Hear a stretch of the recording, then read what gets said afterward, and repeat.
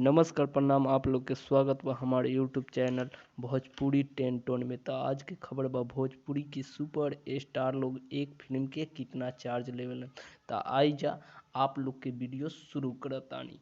तो सबसे पहले बात कर ले बतानी गुंजन सिंह जी से। तो गुंजन सिंह जी एक फिल्म के चार्ज करेले 7 से 10 लाख से 12 लाख रुपया जी। ये फिल्म के स्क्रिप्ट पर डिमांड होखेला। कोई फिल्म के स्क्रिप्ट अच्छा होखेला तो कम पैसा में ही कर दियल जाला। कोई फिल्म के स्क्रिप्ट तनका ओवर होखेला तो ज़्यादा पैसा लेवल जाला। तो ये चलते कहतनी कि 12 लाख रुपया, 7 से 12 लाख रुपया।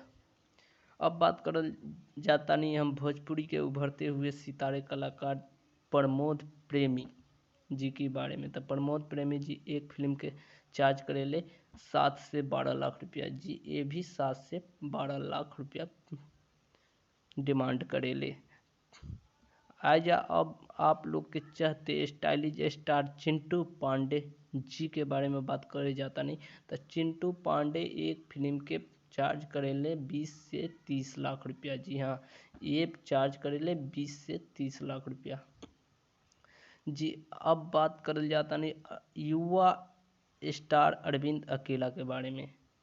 अरविंद अकेला कल्लू जी के बारे में जी। युवा स्टार अरविंद अकेला कल्लू जी एक फिल्म के चार्ज करेले 20 से 25 लाख रुपया जी। एक फिल्म के चार्ज करेले 20 से 25 लाख रुपया।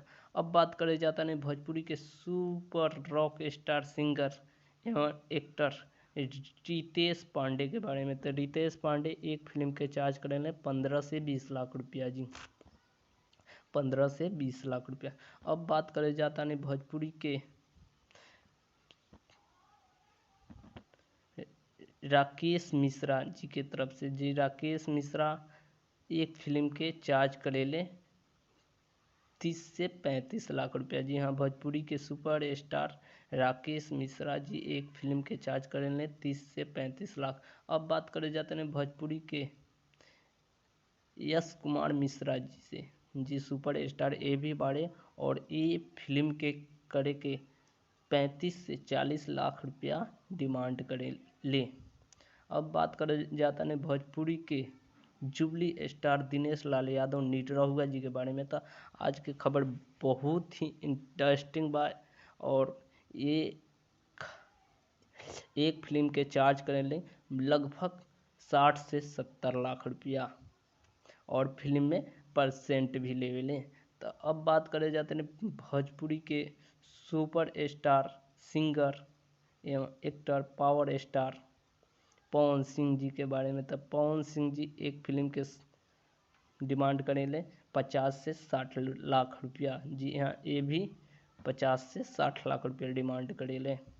अब बात करे जाता नहीं भोजपुरी के आप लोग चाहते हो कम जानते हो कम सुपर स्टार खेसारी लाल यादव जी के बारे में। तो खेसारी लाल एक फिल्म के चार्ज करेले लगभग 55 से 65 लाख रुपया। तो आज की खबर इतने पर समाप्त होता।